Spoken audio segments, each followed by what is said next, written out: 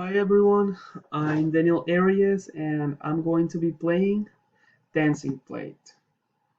So first of all, the game was originally made by Stymac under the name Disaster. This is the original version, and this is the version that I'm going to be playing, which was made by Bedcorp.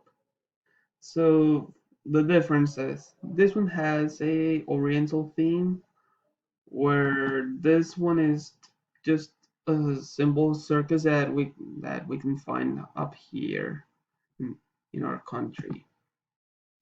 So let's head on into the gameplay. So the game is quite simple. You just have to uh, make the plates spin and try to avoid the plates from falling into the ground. Uh, So the way you make the plate spin is by pushing the fire button or the red button of the game. In this case, I have to use the space bar in order to do it. And yeah, just go towards the plates that are about to fall. Press the fire button in order to make them more stable. And if the plate is about to is actually fall is starting to fall, you just have to pick it up before it falls into the ground. If you don't do it, then you are going to lose a life. And the four squares that you can see up that you can see here, those represent your life. If you lose all of it, then you lose the game. As you're noticing, the game is high score based, similar to other games from the time like Pac-Man or Space Invaders, where uh you just have to continue with the objective of the game and keep playing as long as you can.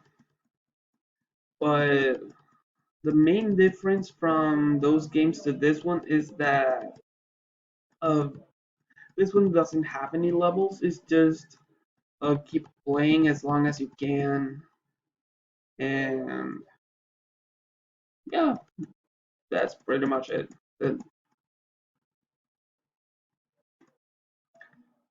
And I think that the simplicity of the game might be uh, something good for children. That is something that I end up liking of the game. The simplicity is quite good for beginners, mostly for the time being. But at the same time, it can end up being frustrating and monotonous.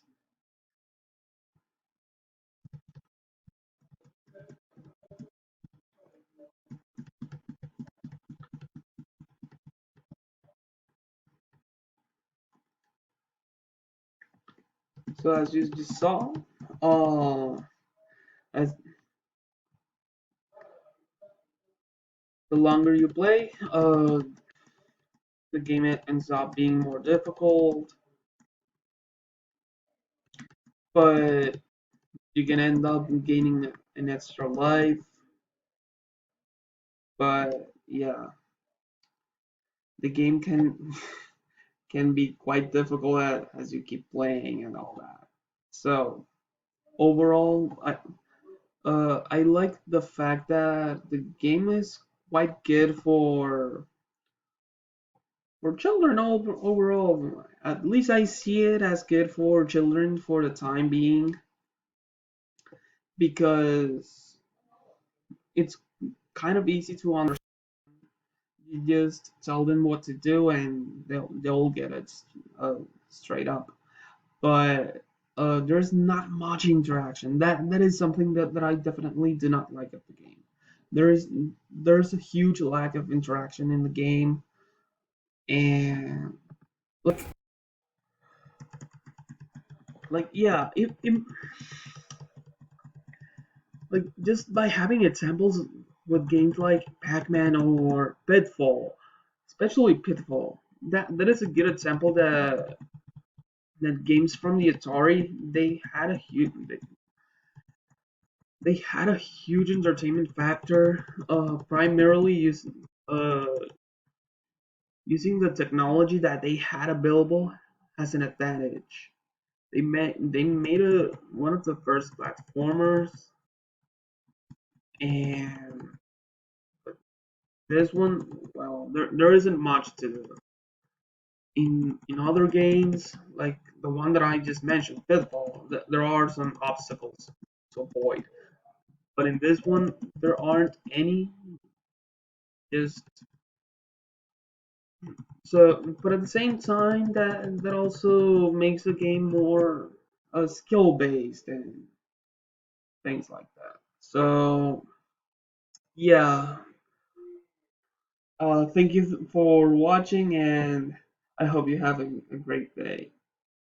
Bye, and thank you.